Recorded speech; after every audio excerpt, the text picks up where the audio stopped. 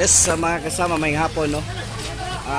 Taliwala ni kasamtangan nga i-demolish kining paborito nga kananan ni former President Rodrigo Roa Duterte. Sir, may hapon nimo sir. Hapon. Murag nakakaon pa ko diri daghan ang mga tawo nga mobisita diri tungod kay gawas nga paborito ni former President Duterte lami ang mga pagkaon diri pero sir Ikaw, unsay kabalo ka na, diba? unsay nahitabo nganong nag-demolish man? Wala mi palari, wala mi tuguti sa panahon nga kami nag-ukmad, kami nagpapatag, kami nagpabalay. Wala pa ni mga tawhana nga kani mga claimant nga mga tao, pero kami ang nabilin. Ambot ako kasabot sa tong hustisya. Ikaw nag-ukmad, ikaw nagtambak. Nawad ang kakarapatan nga maangkon nimo imong luna, no? Kay sa kadaghanan diri may uban 80 anyos na nagpuyo, naniguang na lang, nangamatay na lang uban, nagkaapo na lang ang apo, nanganak na lang ang apo. Wala. So dili giday ingana kadali kung mag-claim ta justisya apan wa mi mabuhat. Ako na lang gihangyo ako mga silingan nga dili na lang ta magpalabi sa itong mga kay ubos, kasakit, kay basig makapanakit sila, madungagan ang problema. Pila na mo katuig nagpuyo diri? Akong mama diri nasa 60, almost 70 years na sila nagpuyo diri. O dili pa ingani ang sanas, nagluyod-guyod pa akong inahan din na sa kuan diri na nagpuyo ani lugar. Tubigan pa ni among lugar kanang ginatawag nato og waterlilihan.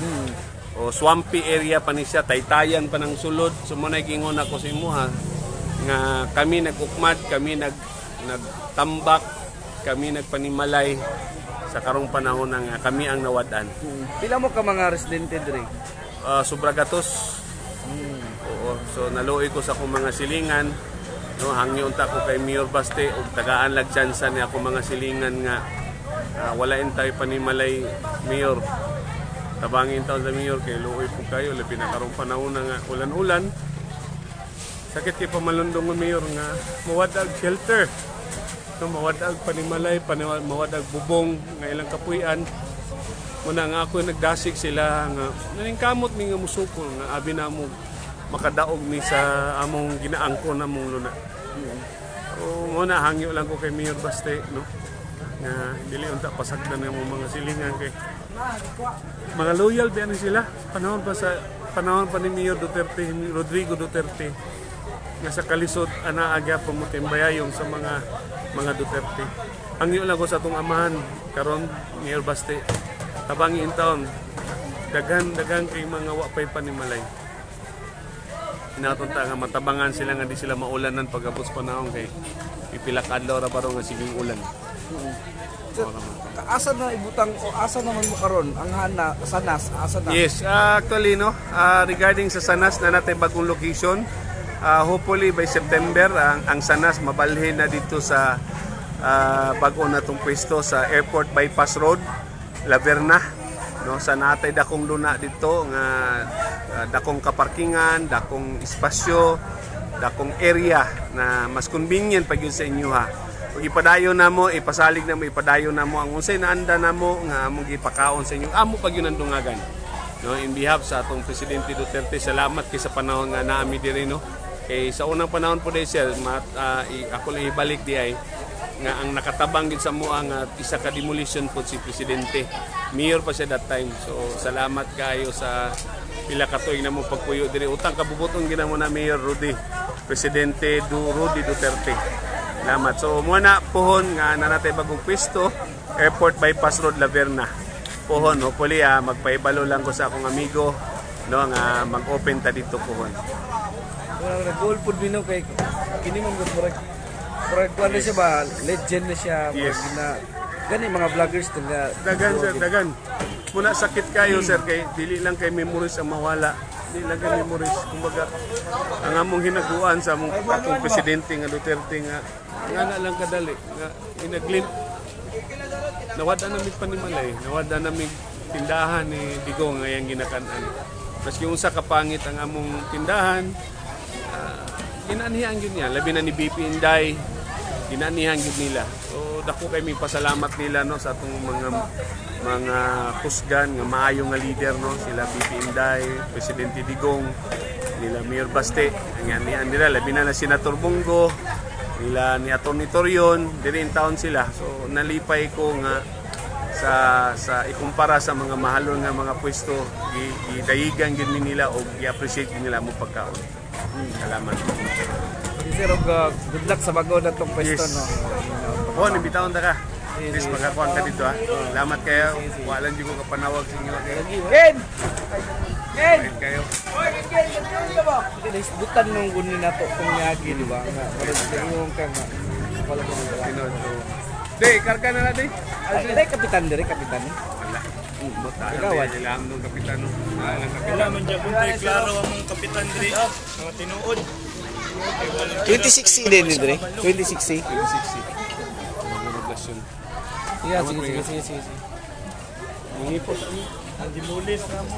Ang mga kasama no mo to ang matapakapin tapos sa pamilya. Paborito gid ni mga kasama ni former President Duterte nga ginakanaan. So mo na ang nahitabo. Luoy po kayo kay mga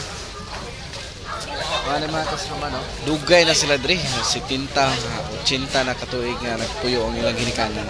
Tay mahimo mga kasama no. Doon na naman yung court order na ilahang ginitan. O sila na po nga nag-self-demolish na po sila mga kasama.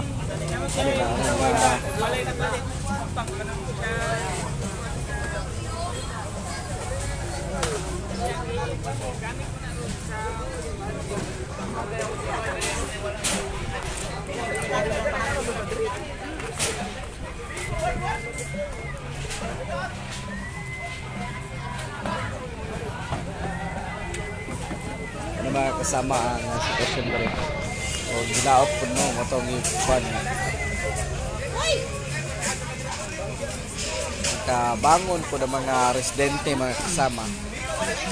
Yan ang balik-balik mo ka din.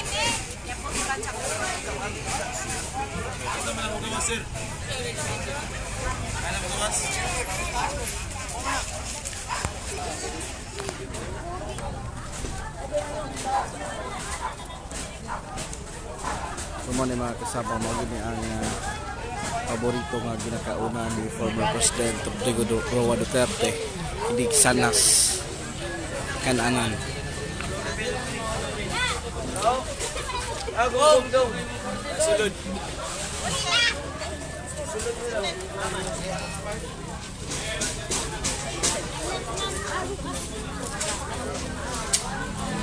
Sumo ni mga kasama tunagay na nag-self-demolish na ganang mga residente.